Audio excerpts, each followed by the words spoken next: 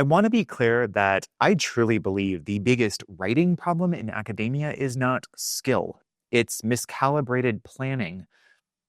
Most people don't fail to write because they can't do the work. They fail because they consistently underestimate what the work actually includes. I want you to start planning tasks. And then this part matters. Calibrate those tasks to you. And this is where metrics come in.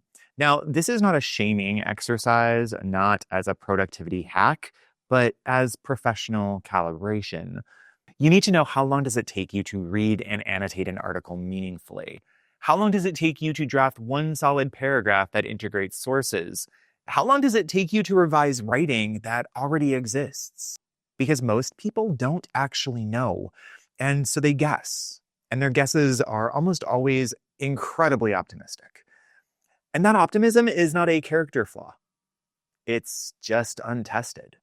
Which is why I recommend tracking once and then again, ideally over 2 weeks. Just log when you start, when you stop, what kind of work you did, and then what actually got done. Now, keep in mind that this is not about judgment. It's anti-shame, because once you have real data, you can stop telling yourself stories like, oh, I should have been able to do that in an hour. No, you couldn't. And now you know. And knowing changes how you plan. This is where this connects directly to what we talked about in the last video.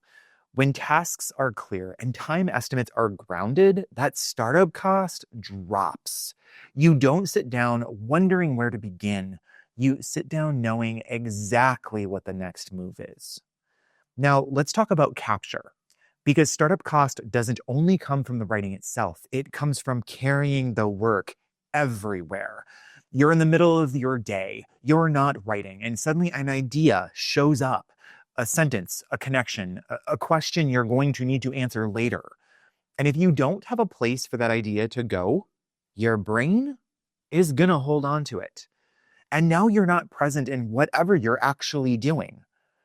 And this is why information management is part of writing practice. You need one trusted place where writing ideas land when you're not writing. For me, it's the Notes app on my phone, a folder for the project. Everything goes in there. Typed notes, voice notes, fragments.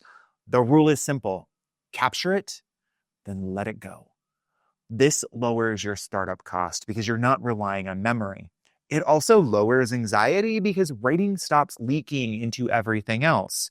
Writing time stays writing time, and the rest of your life gets to stay the rest of your life.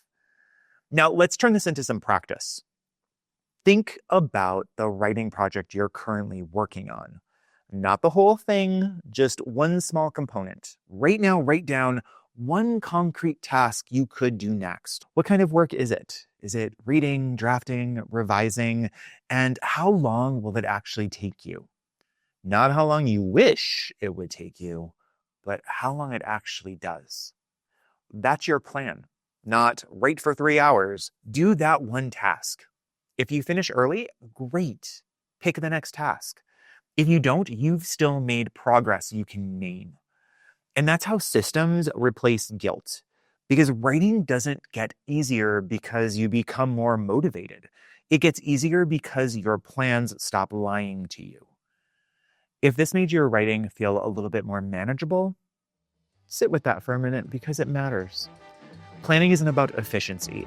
It's about designing a system that fits the work you're actually doing. I appreciate you. I'll see you in the next one.